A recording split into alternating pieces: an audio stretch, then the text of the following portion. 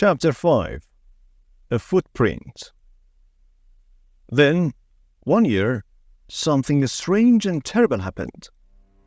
I often walked along the shore, and one day, I saw something in the sand. I went over to look at it more carefully and stopped in sudden surprise. It was a footprint. The footprint of a man. Who could this be? Afraid, I looked around me.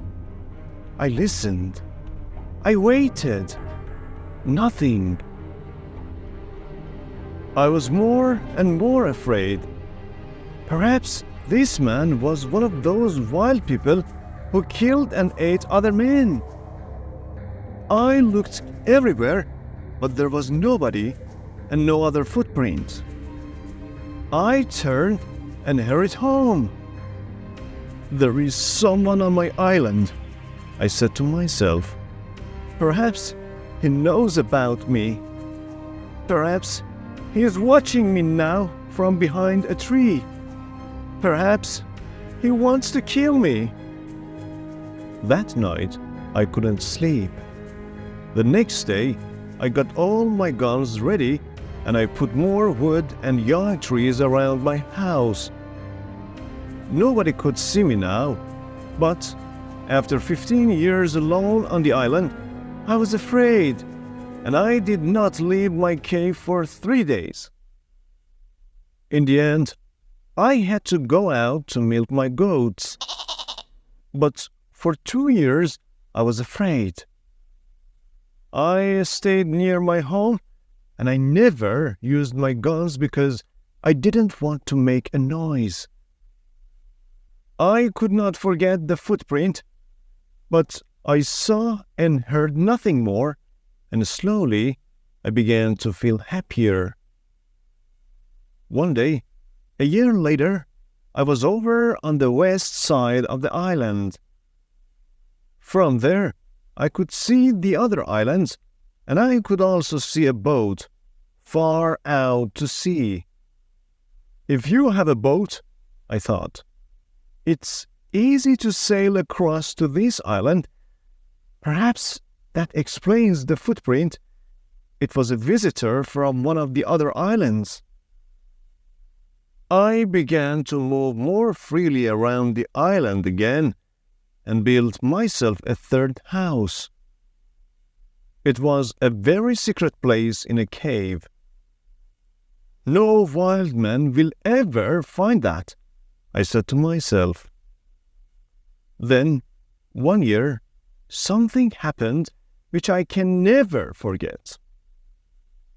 I was again on the west side of the island and was walking along the shore.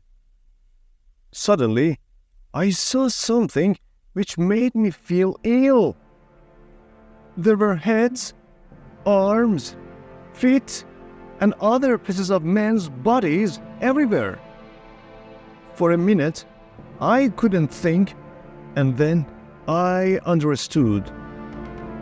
Sometimes there were fights between the wild men on the other islands. Then they came here to my island with their prisoners to kill them, cook them, and eat them. Slowly, I went home, but I was very angry. How could men do this? For many months, I watched carefully for the smoke from fires, but I didn't see anything. Somehow, the wild men came and went, and I never saw them. I was angry and afraid. I wanted to shoot them all, but there were many of them, and only one of me. Perhaps I can shoot 2 or 3, I said to myself, but then they will kill and eat me. Then, one morning in my 23rd year on the island, I was out in my fields and I saw the smoke from a fire. Quickly, I went up the hill to watch. There were 9 men around the fire, and they were cooking their terrible food. Then These wild men danced round the fire, singing and shouting. This went on for about 2 hours, and then they got into their boats and sailed away. I went down to the shore and saw the blood of the dead man on the sand. The next time they come, I'm going to kill them, I said angrily.